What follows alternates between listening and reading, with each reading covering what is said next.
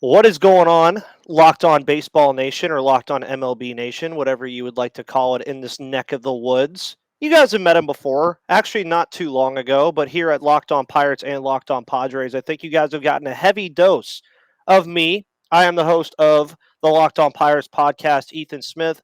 That is Javier Reyes of the Locked On Padres podcast. And before we even get started, Javi, yesterday the Pirates did the most pirate thing that they could ever do.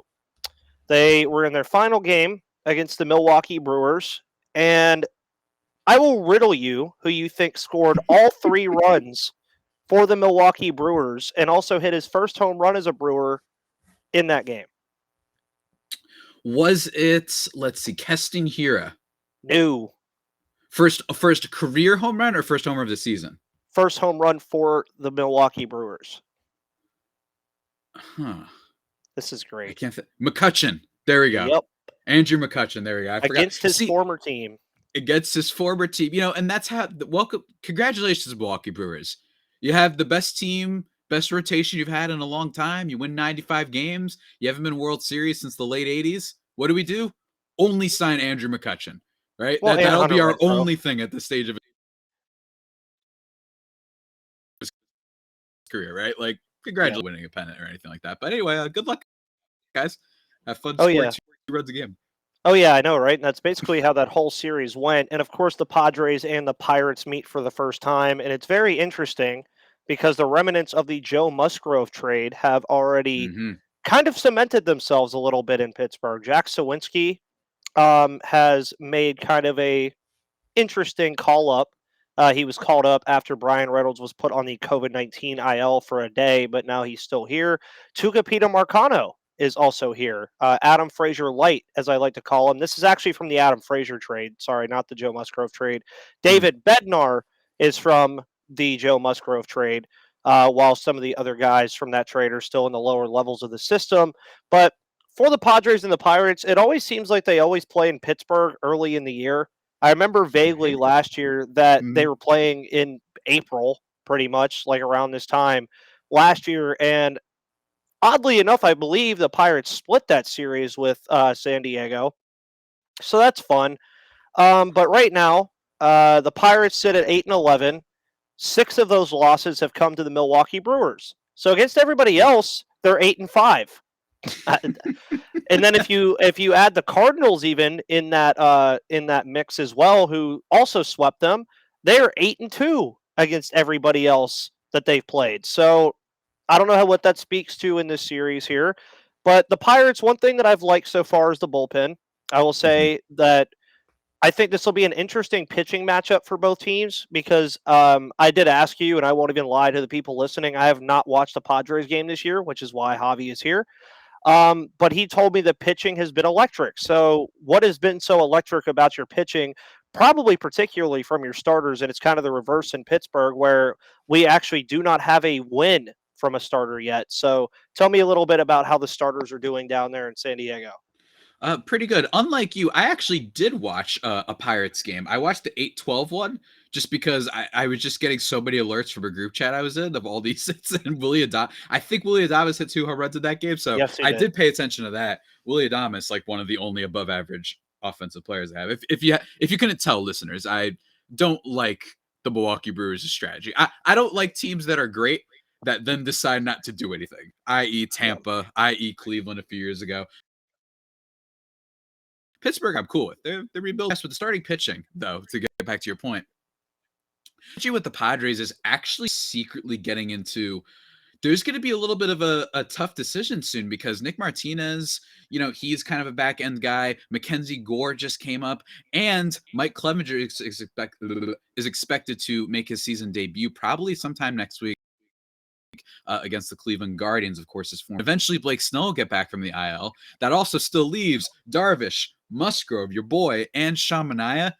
That's a lot of pitchers, Ethan. And the way that all of them have been pitching, Martinez probably the least impressive. I know that Darvish had the one blow-up start against San Fran, but aside from that one blow-up start, he's looked pretty dang good. So that's probably going to be the story for you Darvish this season. But there's a lot of depth here. I don't even know if there's maybe a trade in that could potentially pop up here, revolving around maybe Nick Martinez or some of the guys that they don't like, because this is a stacked rotation, right? Yeah. And there's going to be a lot of questions heading into the deadline, depending on where the Padres are, especially because three of their guys, Mike Clevenger, Sean Manaea, and Joe Musgrove, are all going to be free agents after the season. That they're in an interesting spot. But as of right now, the pitching has absolutely been the reason that they've been succeeding. The bullpen, as I kind of talked about on my podcast, I was not that worried about the Mark Melancon loss.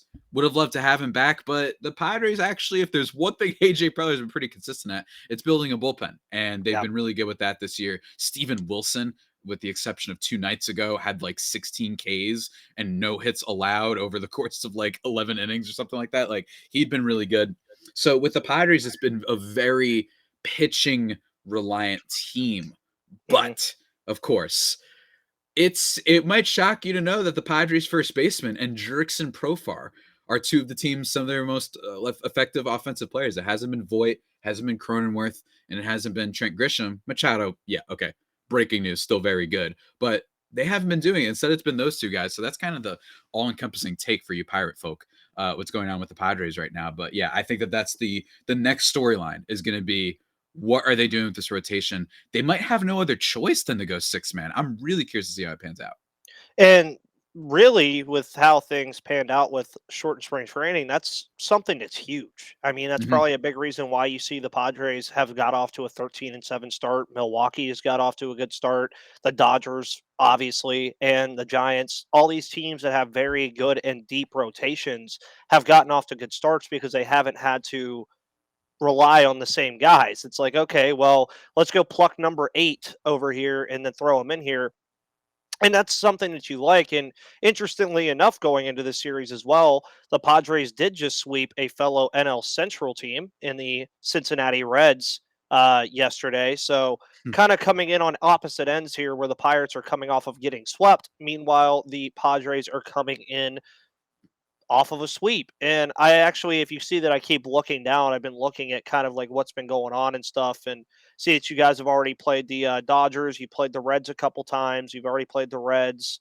So you've had some fun, I would say, already. But before, I would say, talking about the series in general and the pitching matchups and everything, Javi, why don't you tell the wonderful people about something that's coming this summer that they should invest in? You know what? I'll do just that, because I am never tired of talking about the best protein bar in the universe. I'm going to go that far. In the universe. In the universe. That's right, guys. Summer, like Ethan said, is coming. And with summer, you're going to need some food on the go. Maybe if you're just, traveling, you're going to the beach or whatever, or maybe you're working out, you want to make sure you take advantage of the great weather. Well, Built Bars are the perfect snacks to take with you on all of those such endeavors, guys. The best part about Built Bars is that they're healthy and delicious. Of course, they're protein bars after all, but that's not all, man. They've got all sorts of flavors. That's what I love about them, man. They've got Cherry Barcia, which is my mom's favorite. Apple Almond Crisp, my personal favorite. Ethan, do you have a favorite? No, but I still have this wonderful limited time ruby chocolate puff. But Mm, I would say that probably the anything white chocolate for me, I'm game. I love that. I love that. And speaking of those puff flavors, they come in crazy things like banana cream pie and even churro. Who doesn't want a protein bar that tastes like a churro? And they're only 140 calories.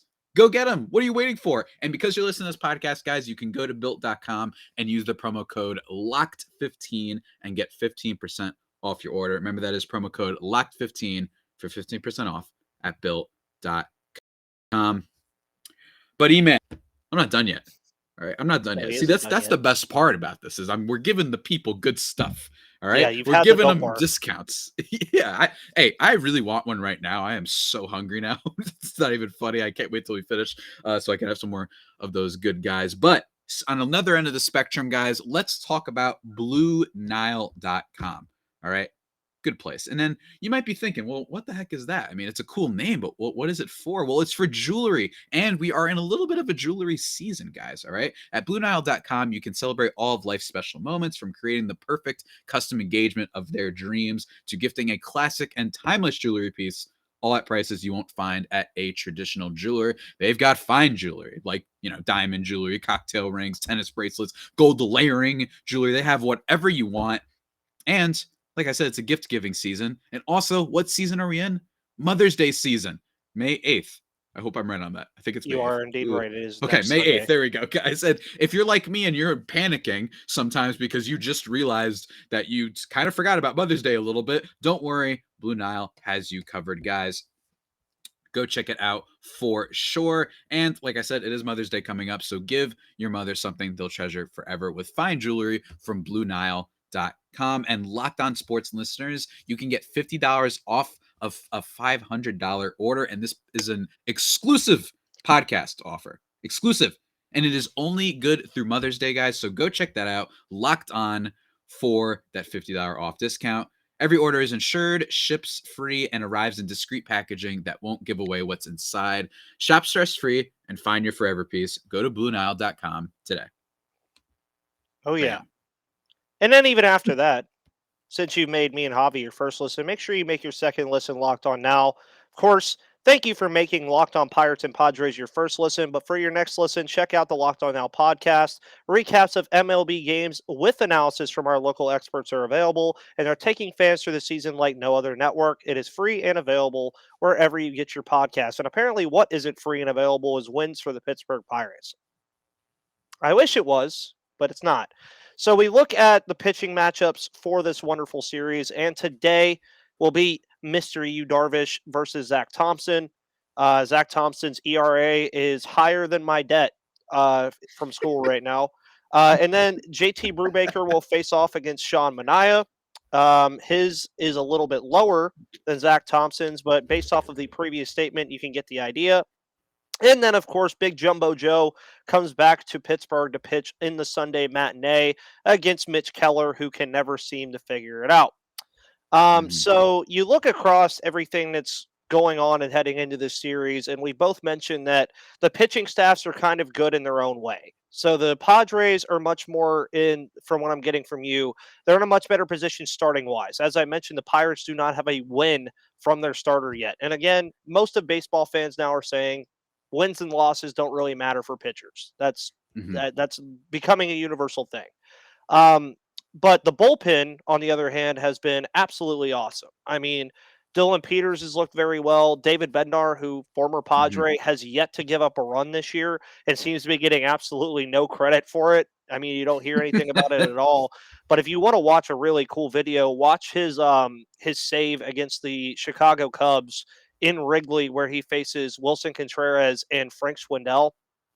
And he literally just didn't even throw a breaking pitch in either at bat. He just threw the ball right past him and said, you can't hit it.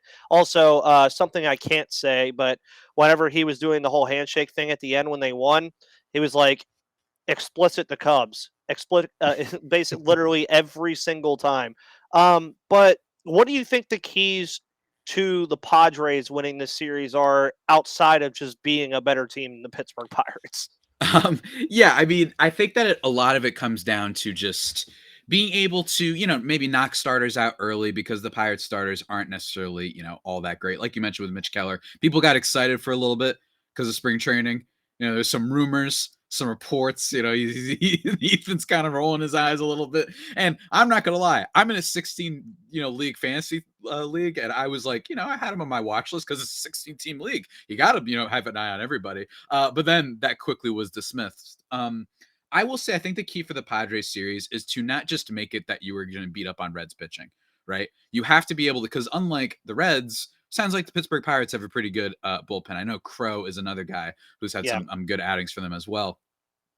And for the Padres, you kind of have to see we need something from Trent Grisham, man. And I talked about this a week or so ago. My only overreaction of the season so far has been that I'm just not seeing it for Trent Grisham. He is striking out too much compared to what his expectations are supposed to be. He's supposed to be a guy with a great eye at the plate, and he kind of does have a good eye at the plate. He doesn't swing at too much garbage, but when he does swing, he's not hitting. It reminds me a lot of Tommy Pham last year. And instead, Jurickson Profar has been basically so far this year what we want of Trent Grisham. My fear is that Trent Grisham isn't a bad player. It's just that he's a very fine player. He's good. He's like the guy who's going to bat seventh in your order, play good defense, maybe hit for modest power and whatnot on a winning team.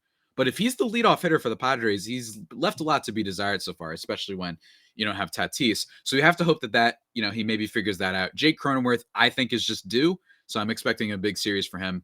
Machado is going to be great. And then, Will Myers just headed to the IL. Luis Campusano is another one to watch out for. Their top catching prospect. He actually was called up after Myers was announced to be heading to the IL. Or no, I'm sorry. After Luke Voit was heading to the IL, they brought him up. And he's hitting the ball hard, but swinging fast and early on counts. So expect that if he gets some reps over at DH for the Padres. That's where he's started a couple times for them. So that's my kind of thing on them is we have to see if their offense can carry. They were good against the Reds, but can they be good against a team that while their starting pitching may not be so up to snuff, bullpen can be a little bit tricky. And that is, sometimes that's what you need sometimes to upset better teams is when your bullpen can just go out there and be lights out for the rest of the game. I'm concerned about the Padres offense to an extent, but also it's like, all right, they don't have Tatis. Like this is kind of where we were probably going to end up in the first place. Padres fans and Braves fans can both use the same argument on why their offenses are struggling right now. You're missing Ronald Acuna and Fernando Tatis Jr. Mm-hmm. I'm going to correct you on something for a second. Go for it. Go back to your catching prospect. How did you pronounce his name? Campusano? You pronounced his last name right. I actually used to play baseball with him and against him because he is from Augusta, which is where I grew up and played baseball. It's actually Louis. Really? Yes, his name is Louis Campusano. I had no idea about that. I listen on the Padres broadcast. They don't have that. So, all right. Wow. I've been okay. Yeah, that's usually that's what his parents, when I was a kid, and what they told my parents that was his name. But I also have the pleasure of saying I've struck him out before. So I have struck out an MLB pitcher. But you look at the tools that you said, and I think the Pirates are pretty similar. You look at this, what a lot of their games, like even just look in the past week, they lose 3-2 to the Brewers, 3-1 to the Brewers, win 4-3 over the Cubs, win 4-2 over the Cubs, win 4-3 over the Cubs, lose 4-2 to the Brewers, 5-2 to the Brewers, 6-1 to the Brewers.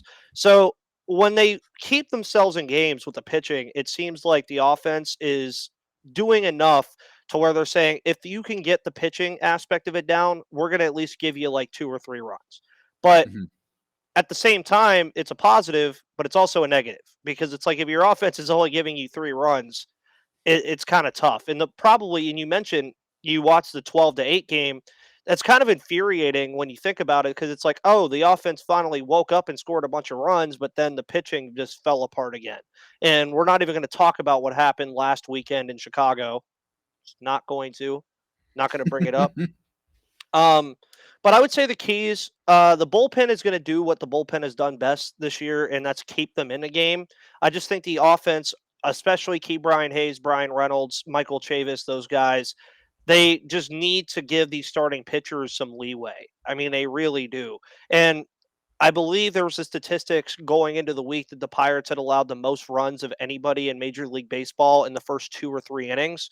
And that speaks volumes to the fact that the offense needs to pick it up early as well. And that's another thing that they've been doing kind of late as well in games is picking it up too late. And that's one thing I think that they're going to have to do, especially facing Manaea, Darvish, and Musgrove, who are 3 top-end starters in this league. You're really going to have to put up at least, I'd say, 1 or 2 runs in those first couple innings and also get some good pitching from your starters. Now, they flirted with the idea of using an opener in Wednesday's game. And I may sound like our old pal Sully over there. I hate openers. I just do. It's something that I agree with in a sense, but it's more of something I would agree with more if it was like game 162 and you have to win. So you're throwing Dave Bednar out there in the first, second, and third inning to make sure that you literally are not giving up a run in those innings. I agree with it on that sense, but when we're talking about the 14th game of the season and you're already using an opener, I mean, I get it. The starters have been awful. They really have, but Mhm. you're going to that way too early. And it was Dylan Peters, for all intents and purposes, who is a long relief pitcher. So it wasn't like they were throwing Chris Stratton or somebody out there like that who usually only gets like 1 or 2 innings of work. But I don't know. I think a lot of it will just attribute to the Pirates scoring runs early and not allowing runs early. And, if you want to bet on any of this kind of stuff, which I've actually found out, Javi, that Hmm. first five MLB betting, so first 5 innings, they call Yeah. it F5, has been very fun to Yeah, watch. I've been hearing about that. The first 2 innings, I've heard Yeah. these like early. It's apparently just a rush. Like everybody Mhm. that I've been talking about is like because you're just rooting for zero offense and every hit scares the heck out of you. So it's been It's apparently really fun. it's that, or you're doing money lines on a Hmm. team to literally just be up after the first 5 innings, which is very fun, and you can do that all over at Bet Online. Of course, Bet Online is your number one source for all of your betting stats and sports info. Find all of the latest sports developments, league reviews, and news, including this year's basketball playoffs and the start of the Major League season, as well as the NFL draft. Hopefully, everybody's team got the player they wanted, and maybe you won some money off of who went number one and who went number wherever, and you can even bet on who's going to go in round two. There's still a lot of players left on the board. Of course, Bet Online is your continued source for all your sporting wagering information from live betting to playoffs, esports, which I've been playing a lot of MLB The Show and Diamond Dynasty, and that game is hard. I do not care what anybody tells you online. I can't use the PCI indicator and I can't use pinpoint pitching. It's a big disadvantage, but I still play it anyway. Head to the website today or use your mobile device to learn more about the trends and actions. And Bet Online is where the game starts. And speaking of, the Padres are favored in every single game in this 3 game set, which is no surprise at all. And we've alluded to this question already a little bit with both teams, but what are some positives and negatives with what the Padres have done early on in the year, and how have they done so far outside of record? I mean, I don't want to say your record doesn't mean anything right now because all the Hmm. games matter, but we're still in the first month of the year pretty much. So, how have the Padres looked positively and negatively? I think the positive thing is that it's kind, and this might sound, it's a little bit of a cop out, but they've played basically at expectation, even in the bad era. So yes, when they played the Dodgers, they got their butts kicked. But breaking news: everybody's getting their butts kicked by the Dodgers because baseball is like that sometimes, and they signed Freddie Freeman, etc. We don't have to make this a Padres podcast or a Dodgers podcast. And with the Braves, they kind of split that series. They played pretty well, but the Braves been a little bit weird coming out of the gate. For me, it's just this team that's relying heavy on pitching, but they're set up on pitching. There isn't anyone really that's that shocking so far, right? Mackenzie Gore was the top pitching prospect in baseball once upon a time. And I'm not saying that in a way where, oh, well, he's regained the hype. We didn't even get to see him. He had such a weird arc.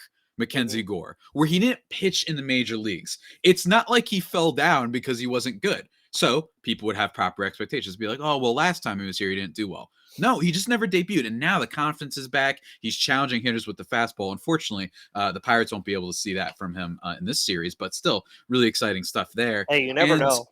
yeah, You you never never know. know. Yeah, that's true. You never know. It's the way I see it also is the you Darvish is another question for a lot of people. But also, I could see it going either way. If you told me, oh, Darvish gave up 7 in 3 innings tonight, I'd be like, okay, sure, that makes sense. Ever since the sticky stuff situation, he's been a little bit weird. But also, he still has that ace quality stuff. So really, that's just breaking part of the rotation down. Musgrove wasn't that great in his last start. Some of the F4 stuff on him was a little bit off. I didn't get that. He has been, to me, easily the best pitcher for the Padres so far this year. Breaking stuff is the same thing as last year. And he's probably due for a great start, and he's probably going to want to have it against his former team. So I just think that the Padres are playing exactly as expectations. And without Tatis, yes, the offense does leave a lot to be desired. I'm hopeful that a Trent Grisham breakout happens, even if I'm skeptical. And without Tatis, yeah, this is going to be a team that relies on starting pitching, but they are equipped to do so. They have people that on paper can get you those 5-6 innings of 2-run ball at the most. And if you can do that, you can win a lot of games in this league, even if it's not against necessarily the Dodgers and the Giants or even the Mets, who have been awesome this year, right? It's okay. Mm-hmm. They got to beat up on teams that they know don't have the same talent level they do. And last year, you mentioned earlier that they split their first series with the Pirates. So far, they're beating the bad teams. It's a win's a win at some point, right? A win is a win when you're judging a team, maybe not individual players and who they hit well against. But still, I think that the Padres have basically just been matching every expectation. And as of right now, like I said with that aforementioned 6-man rotation question, AJ Preller, the Padres and Pirates were linked. I don't know if it was like they talked or if it was a we're talking type of rumor, because I do believe that they probably discussed things with your boy Brian Reynolds, who I noticed is actually off to a little bit of a rough start. Mm-hmm. And they also have Tucupita Marcano. That's another Padres connection. But all in all, man, I mean, you never know, but I don't know. Tell people also about can you geek out for 2 minutes about Ke'Bryan Hayes for me? Because, oh my God, I mean, he's lovely. He's a delight. And I don't know if it's going to happen this season that people start waking up to how good he is. I don't know exactly what his ceiling is. I just know he's a great defender. Like, I don't know, like, what Ke'Bryan Hayes' upside is in the terms of where he'll rank among the elite third baseman in baseball. Go ahead. Let's Oh, just he go ahead. brought in the jersey.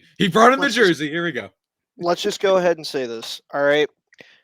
The use of the word stellar has been used way too much for a certain third baseman in baseball who has won a lot of Gold Gloves. Thankfully, it is not yours, and thankfully, it's not mine. But it does happen to be a guy in the NL Central that, again, has won a good amount of Gold Gloves, and it's Nolan Arenado.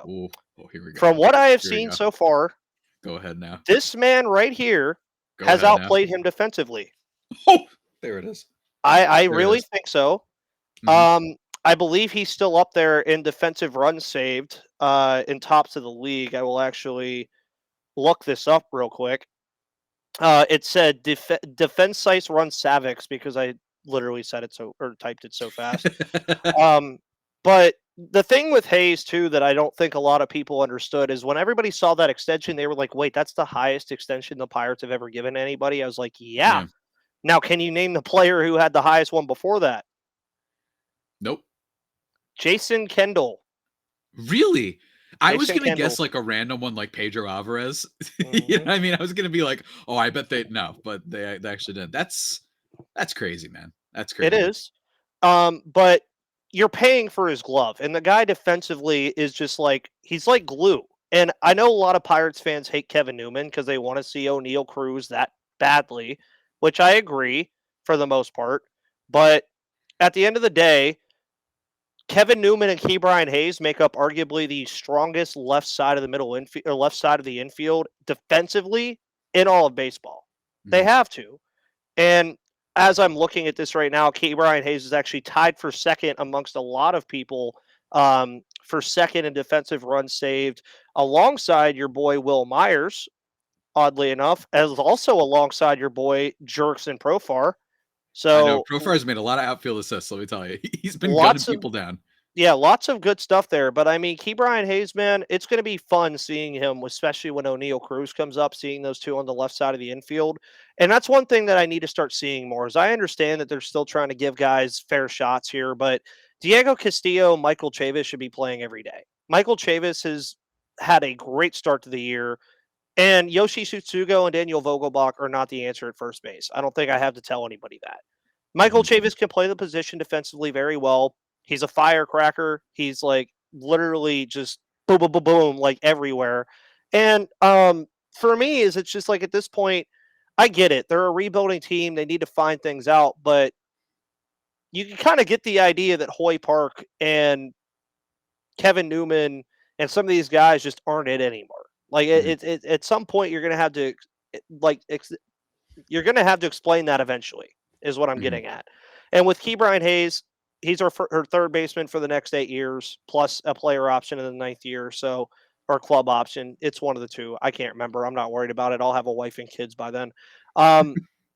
But a big thing going into this series too that I want to see and that I have seen from this team, even yesterday when they lost, giving up the runs in the 9th inning, they just look more competitive than they did last year. They're not getting slashed every single game. Like they're not losing 8-1, 8-5, 10-2 every other game. Like they're actually competing. They look like a competing baseball team, and that's all I ask heading into the series against the Padres is just compete. Maybe win. Well, first of all, win a game because if you go through a homestand and go 0-6, that's awful.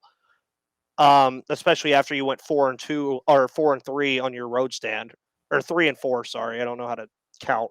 But looking into it, Javi, I think it's going to be fun. I believe this is one of 2 times the teams play. I think the other time will be in San Diego. I think that's usually how that goes. So tell the wonderful people where they can find you, find your podcast, and find your work. You can find me at Javipeno, JAVIIPENO on Twitter. I tweet about all sorts of fun stuff.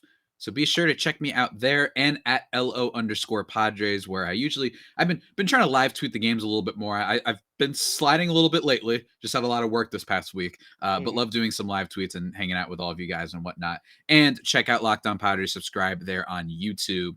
And man, yeah, I'm super excited. I just put out for justbaseball.com, which is where I write. You guys should go check that place out. Really great website. Wrote about top 10 baseball movies. You want to yell at me for not including one or putting one too high or too low, go ahead and check that out. It should be on my Twitter as well. And probably going to have to write about the Padres first baseman after this weekend, especially if he keeps it up. He's batting like 400 billion. So at some point, I need to just address this, and we have to discuss this a little bit more.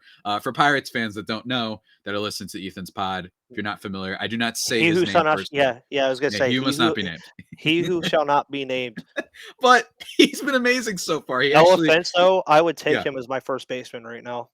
I mean, that's also fair. But even still, don't be too rough on your team. Hey, could Brian Hayes and Manny Machado might get some great defensive fireworks, and Brian Reynolds is a really good defensive player too from last time that I checked. So might get some really good defense in this game. I can't wait to watch Hayes personally.